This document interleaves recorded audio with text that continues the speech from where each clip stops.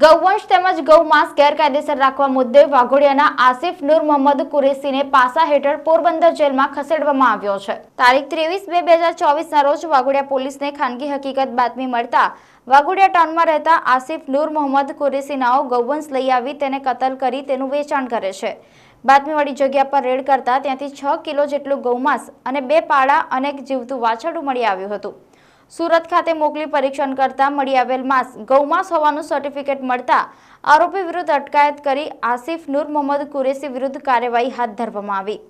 તે અવારનવાર પશુઓ તેમજ ગૌવંશની હેરાફેરી કરી કતલ કરવાની ટેવવાળો હોય અને તે ક્રૂર વ્યક્તિ હોવાનું જણાઈ આવતા ગુનાહિત ઇતિહાસ તપાસતા કે જેઓ 2022ની સાલમ હાલોલ જિલ્લામાં ગૌમાંસમાં પકડાયેલ હોવાનું જાણવા મળ્યું હતું।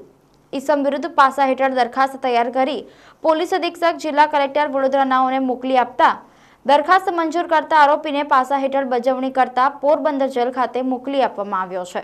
ગઈ તારીખ 23/2/2024ના રોજ અમને ખાનગી રાહે બાતમી હકીકત મળેલ કે વાઘોડિયા ટાઉન વિસ્તારમાં રહેતા આસિફ નૂર મોહમ્મદ કુરેશી નાઓ ગૌવંશ લઈ આવી તેની કતલ કરી ગૌમાંસનું વેચાણ કરે છે। આવી ગેરકાયદેસર પ્રવૃત્તિ બાબતે માહિતી મળતા તુરંત જ જે બાતમીવાળી જગ્યા હતી ત્યાં રેડ કરેલ અને ત્યાંથી 6 કિલો જેટલું ગૌમાંસ અને 2 પાડા અને એક જીવતું વાછરડું મળી આવેલ।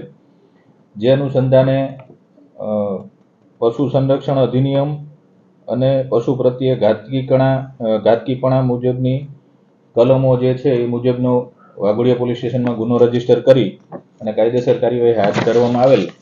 ત્યારબાદ જે ત્યાંથી માંસ મળી આવેલ તેનું સુરત FSL ખાતે મોકલી પરીક્ષણ કરાવતા મળી આવેલ માંસ છે ગૌમાંસ હોવાનું સર્ટિફિકેટ મળતા આરોપીઓ વિરુદ્ધ કાયદેસર કાર્યવાહી કરી અટક કરવામાં આવેલ અને ત્યારબાદ જે પકડાયેલ આરોપી આસિફ નૂર મોહમ્મદ કુરેશી છે તેનો ગુનાહિત ઇતિહાસ તપાસતા તેઓ 2022ની સાલમાં હાલોલ જિલ્લામાં પણ ગૌમાંસની હેરાફેરીમાં પકડાયેલ હોવાનું જણાઈ આવેલ।